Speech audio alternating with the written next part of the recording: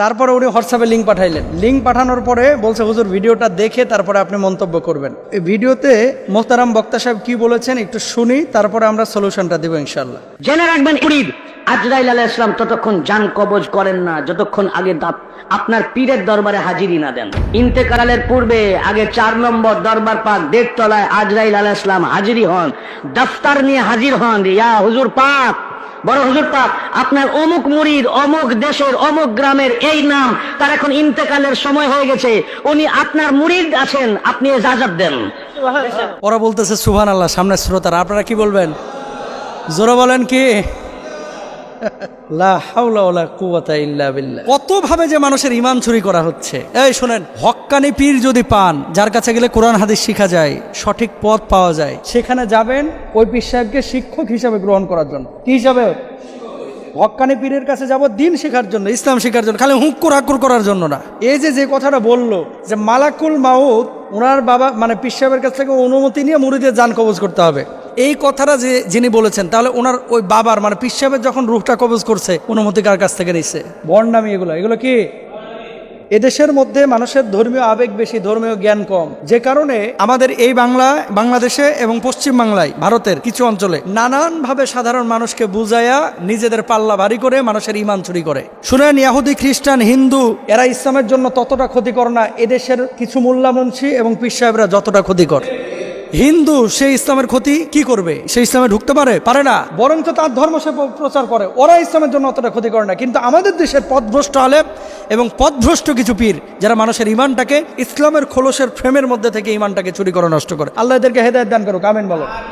এবার আসেন দলিলে। আল্লাহ তাআলা কি বলছেন? আইনা মা তাকুনু ইউদরিকুমুল মাউতু ওয়ালাউ কুনতুম ফি বুরুজিম মুশাইয়াদা। মৃত্যু যখন আসবে, তুমি সুউচ্চ পাহাড়ে থাকো, মাটির গর্তে থাকো, ইন্টেনসিভ কেয়ার ইউনিটের মধ্যে থাকো, মালাকুল মাউত তোমারে পাকড়াও করবে। কুল্লু নাফসিন যায়িকাতুল মাউত, প্রত্যেকটা প্রাণীকে এই মৃত্যুর স্বাদ আস্বাদন করতে হবে। ওয়া ইন্নামা তুওয়াফাউনা উজুরাকুম ইয়াউমাল কিয়ামাহ, কিয়ামতের ময়দানে কি করা হবে? প্রতিদান দেওয়া হবে। দেখেন অন্য আয়াতে আল্লাহ তাআলা বলছেন, হাত্তা ইযা জাহাদাহুমুল মাউত ক্বালা রাব্বিরজিউন লাআল্লি আমালু সালিহান ফীমা তারাকতু কাল্লা ইন্নাহা কালিমাতুন হুয়া কাইলুহা।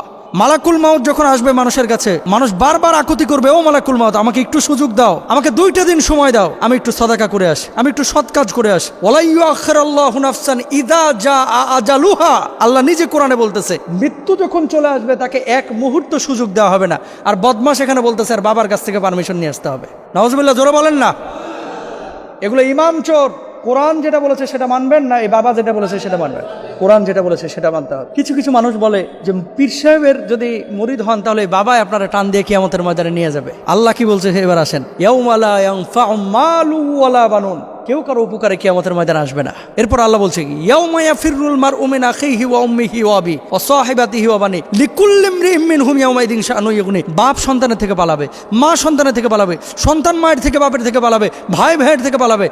যেই মা জন্ম দিয়েছে সন্তানের জন্য, এই মা ফাঁসির কাষ্ঠেও যাইতে রাজি আছে, এই মা কিয়ামতের ময়দানে সন্তানকে চিনবে না। আর বাবাই বলে হ্যাঁ রে জান্নাতে নিয়ে আসবে, বাবাই তো থাকবে সেদিন দৌড়ের উপরে। আমাদের আয়েশা সিদ্দিকা রাদিয়াল্লাহু তাআলা আনহা বর্ষা নবীজিকে বলছি, ইয়া রাসূলুল্লাহ আমি আপনার কে? কয় তুমি আমার স্ত্রী, কিয়ামতের ময়দানে আমি কি কোনো ফ্যাসিলিটি পাবো না? কিসের ফ্যাসিলিটি? আপনার স্ত্রী হিসেবে আমি জান্নাতে বিনা হিসেবে যাব না? আল্লাহ নবী জবাব দিলেন, আয়েশা নিজের আমল নিয়ে কবরে ঢুকো, ফাতেমা নিজের আমল নিয়ে কবরে ঢুকো। আমল নিয়ে কবরে গেলে এই নবী কিয়ামতের ময়দানে আয়েশাকে ফাতেমাকে চিনবে, আমল ছাড়া কবরে গেলে এই নবী আয়েশাকে ফাতেমাকে চিনবে না। আর আমার বাবারা দাদারা আছে মাশাআল্লাহ, অটো গিয়ারে জান্নাতে যাইতে চায়, নিজে আমল করবে না, নিজে নামাজ পড়বে না, মুরিদ তো আছে অমুক বাবার, বাবাই টান দিয়ে নিয়ে যাবে। তোর বাবা যদি দৌড়ের উপরে থাকে তোর অবস্থাটা হবে কি? আল্লাহ হেদায়েত দান করুক, আল্লাহ বুঝ দান করুক। আমি কোনো পীরের বিপক্ষে কথা বলতেছি না, হক্কানি পীরদের কাছে যাবেন দিন শেখার জন্য। কিন্তু যারা এমন কথা বলে যে বাবা তোর নামাজ রোজা এটার দায়িত্ব আমি নিলাম, এরকম কথা যেহেতু বলে কি, এগুলো ঈমান চোর। এগুলো কি চোর?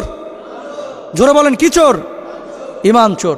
হক্কানি পীরদের পক্ষে থাকবেন, কিন্তু ভণ্ড এই সমস্ত মানুষ যারা ঈমান চুরি করে এদের থেকে দূরে থাকবেন। আল্লাহ এদেরকে হেদায়েত দান করুক।